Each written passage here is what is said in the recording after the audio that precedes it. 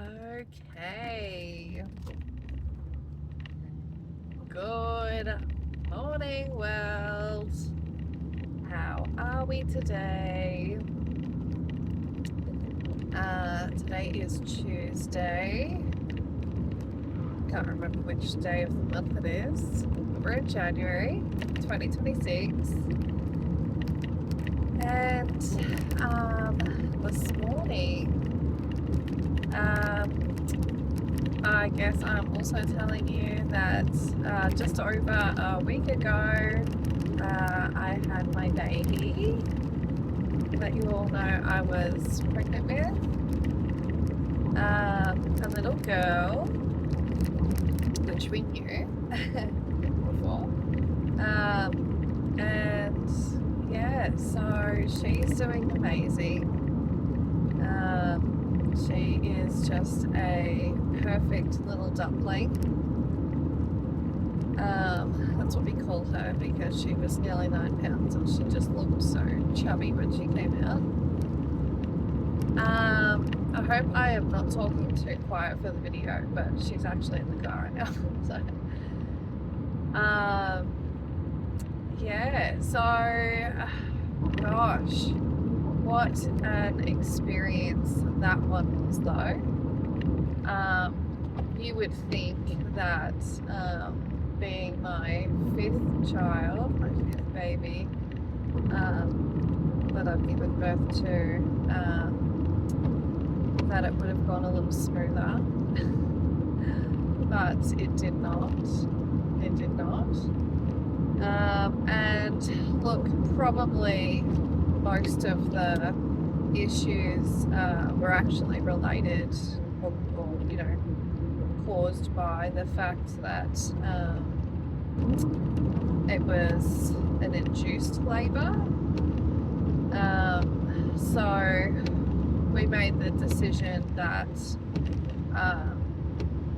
a couple of days before my due date that we would be booked in for an induction because where we live there really wasn't a guarantee that an ambulance would get to me on time or that I would get myself to a hospital on time, that my partner would be able to leave work and get to me on time, and then navigating all the kids at different schools, and then my other youngest one with me. It just seemed like maybe it would have been kind of disastery. And so we made the decision, a couple of days before my due date that I would be induced. And that turned into multiple days of various different induction types, procedures being done, and having contractions for days, sleeping at the hospital with contractions, the baby not being in the correct position, the baby being too high, then because the baby is getting kind of forced down, the cord was near her head. It was just, there was one sort of thing after another. And then, I bled during the labour. And then during the birth, her shoulder got stuck, on turning and pushing. And I ended up hemorrhaging straight after. So it was so much chaos during her birth. It went from me doing my own thing, then just sort of swaying my body and breathing, and really concentrating on keeping my body loose and going with the flow of the contractions. I really wanted to, do it that way, like not be tensed up, not be stressed out. And it turned from that to just like I had midwives, basically kind of like yelling at me to, change my position and what position to get into, and I couldn't stand how I wanted to stand, and I'm being forced up onto the bed, and I've got midwives holding my leg, up in positions, and then that was giving me like a sort of like a strained hip, and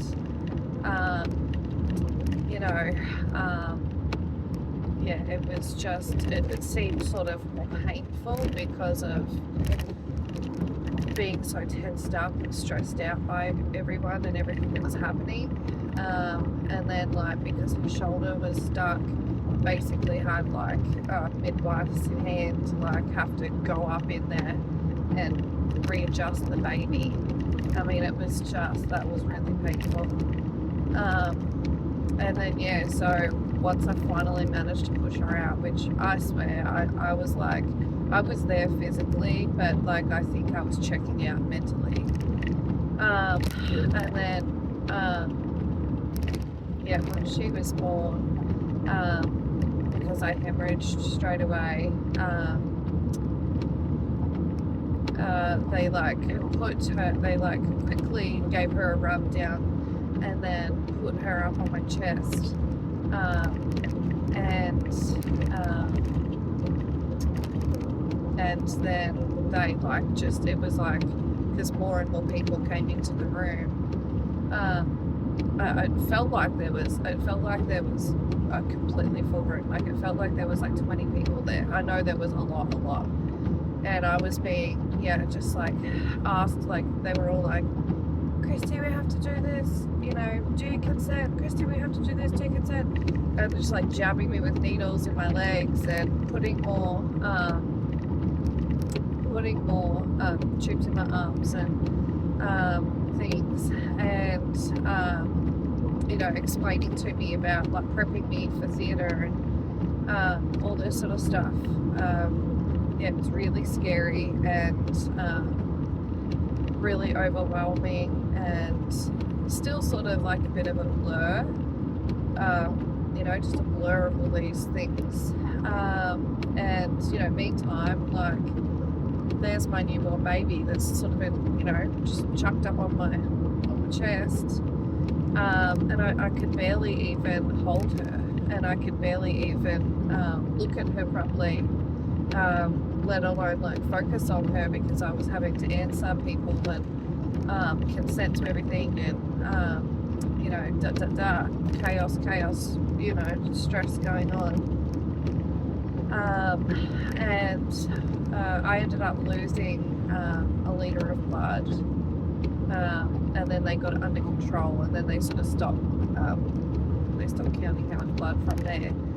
I kept bleeding, but it wasn't considered still hemorrhaging. And anyway, and then so they felt that I didn't need to go to theatre. I just got like a sort of like a saline solution. It's like salt water to help replace the blood loss.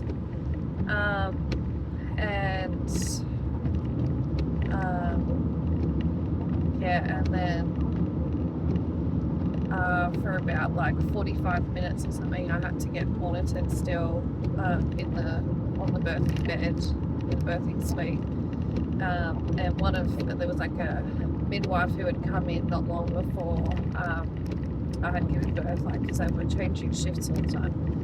And anyway, so once the doctors all left and everything, it was just really her, and she really tried to, like dim the lights and clean up the mess and bring like a sense of calm back into the room. And I really appreciate that, because it was like all of a sudden it was about, me and the baby, and my partner, having that special time and that special moment of, just loving on our new baby and looking at her and focusing on her, and breastfeeding for the first time, and all of that sort of stuff. Like, we finally got to focus on her, and I am super grateful that I was, there was doctors available and all that sort of stuff to help with the situation that can be very serious for women who birth hemorrhaging like that, or even worse. But I do feel like all of it was brought on by the fact that I was induced. I feel like if I had have waited and gone into labour naturally,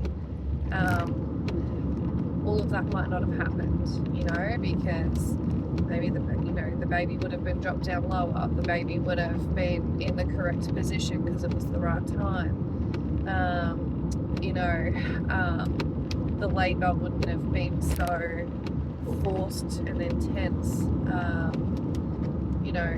because it wasn't a medicated labour, it would have been a natural labour. And yeah, like my daughter before this baby, I had a natural labour, no induction, no medications. She came when she was due to come, and there was no problems with her, and yeah, some people can say, oh, that's just luck, luck of the draw, but I really think that it's because there was no interference and things all happened in their natural way. And I really was very strong mentally with that as well, because that was my free birth. I was very much in the belief that, my body is doing what, I've been designed, what God designed me to do. And very much in the belief as well that God was with me, and, just very mentally and emotionally strong about the whole thing.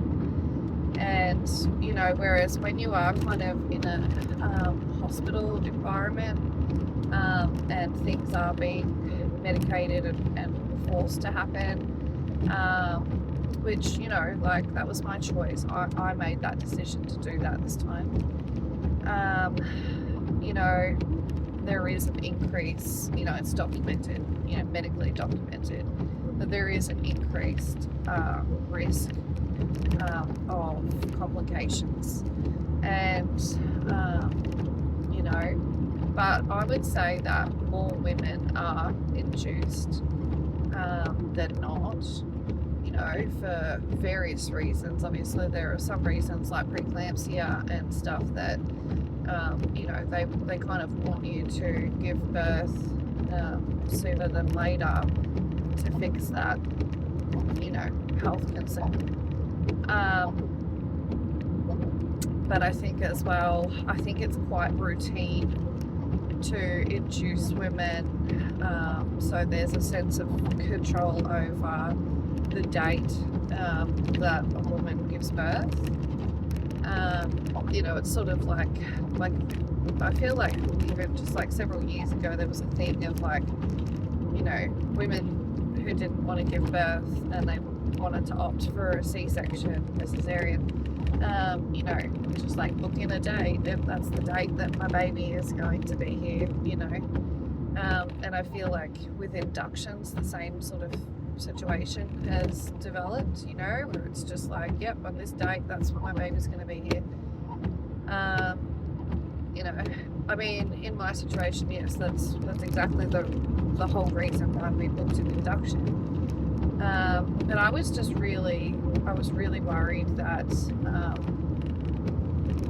that I would be like stranded by myself with my 3.5-year-old, you know, giving birth on the side of the road, or something, you know. And sometimes my partner works like an hour or more away from like our home, and it would take him, you know, that long just to get to our home, let alone having to stop and get kids on the way, or stop off home and then come meet me wherever I am.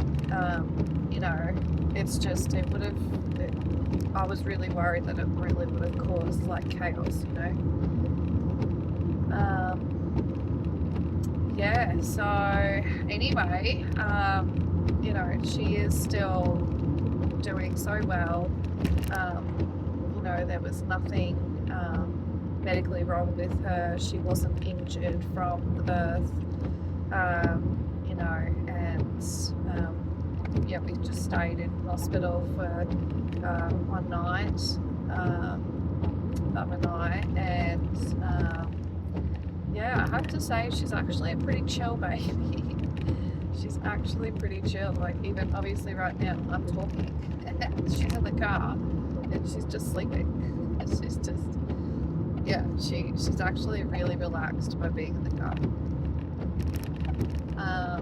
Maybe it's because it like makes them feel like they're still in your tummy.